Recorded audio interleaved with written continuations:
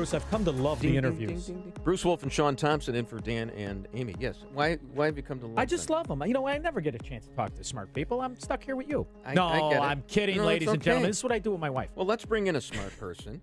Alexis Simendinger at a Simendinger, Simendinger. She's the White House correspondent for RealClearPolitics.com. So Exciting time to be a White House correspondent. thank you so much for joining us this morning. We appreciate it. Good morning. So I have really gotten into the weeds on this Mueller thing. I even know how to pronounce his name. You think I'd know how to pronounce his name, but since he was the FBI director for 12 years under 2 administrations. So, Alexis, he seems like the straight shooter that everybody wants because it's been chaos up till now. It certainly has alleviated some of the concerns immediately on both sides of the political aisle in Washington because he is a known factor, as you point out, and for such a long duration through such a wide variety of cases, and his accomplishments are very well known and reassuring to a lot of lawmakers, as well as those analysts who are just watching and worrying about the state of the country and whether this administration could keep steaming ahead the way it had been. I have a question. What does, in the end, we kind of lose sight of what the actual accusation is. And I want to know, what does collusion look like? What is it about collusion that is somehow impeachable? Is this the first time? I mean, I remember distinctly when Barack Obama was working with Netanyahu's opponent. Is that collusion? What does collusion? I don't understand what the accusation and where is it wrong? What's the violation here? Well, your question is probably emblematic of a lot of confusion that a lot of Americans have about what it is that's being probed and studied. And just simply to explain, the beginning of this investigation was what was Russia doing to interfere with our 2016 election in the United States, and what extent of tools and mechanisms were the Russians using or cutouts for the Russians using to interfere with the election. From that, the FBI expanded the investigation that former Director Comey was discussing to include allegations that there was collusion between Russia or Russian officials and those who were working for the Trump campaign or offering advice or analysis to the campaign. And there was no suggestion at the time that collusion was illegal within the Trump campaign, but whether the Russians themselves had done something to interfere with our election. It was an intelligence investigation, right? So from that, the president, the now president, objected strongly, said there was no collusion, and then just wouldn't let that go as the investigation continued at the FBI and then on Capitol Hill among a variety of committees. Why we've gotten into impeachment is a separate question, and that is, did the president's agitation, his objection, his discussion of what was going on in the investigations lead him or anyone else working for him to try to cut off the investigation, to obstruct justice, to impede an investigation?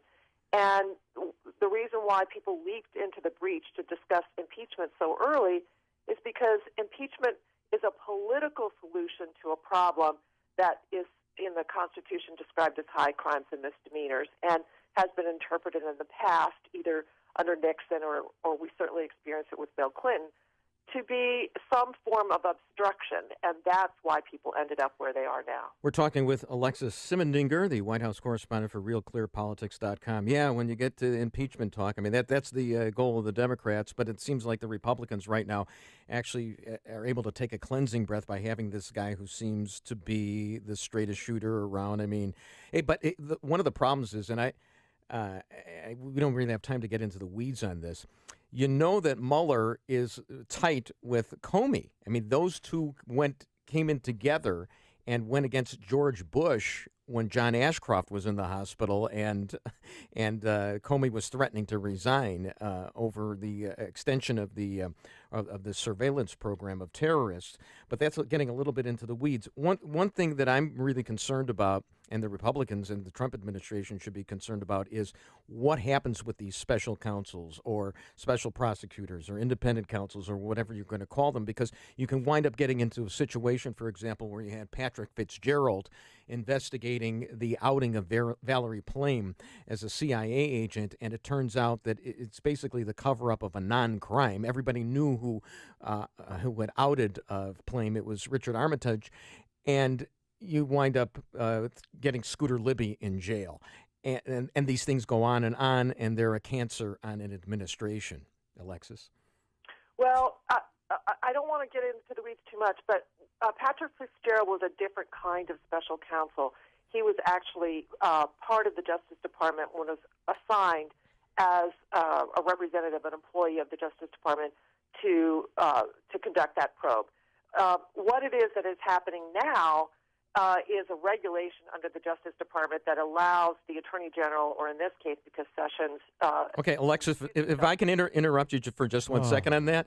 No, I mean, the problem is nobody really knows where this goes. And even Mueller works at the behest... Wait, okay. I was going to say to you that there is the ability to know to some extent, because under the regulations of the Justice Department, it is prescribed by Rod Rosenstein, the deputy AG. He has described to Mueller what it is that he can do, and Mueller will report to him. Yes, that's the problem. One of the phrases is other related matters. That seems like what his mandate is. That could mean just about anything, and that's the problem here. Yes, we see. It seems like it's going to be circumscribed very carefully, but we don't really know what it's going to lead to. It's at least an interesting question to ask. Yes, the question is. Well, I'm asking you. I'm leading the witness here, Alexis. I mean, it is possible that this could get far afield. Well, it's gonna take a long period of time.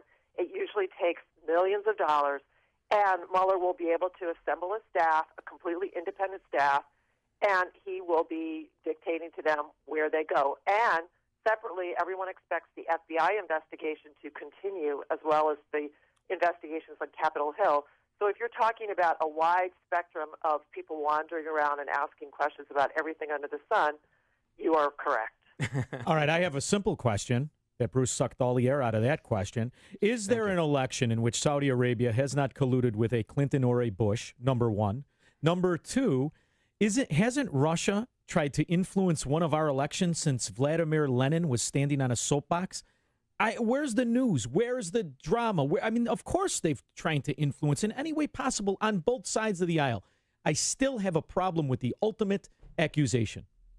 Well, let me just add to you that in the reporting that I've been doing since the 2016 election, the range of officials, Republican and Democrat, who are extremely concerned about what Russia was able to do and what the FBI has said Russia is continuing to do, has raised a lot of eyebrows in terms of what it is that they know about what Russia is doing.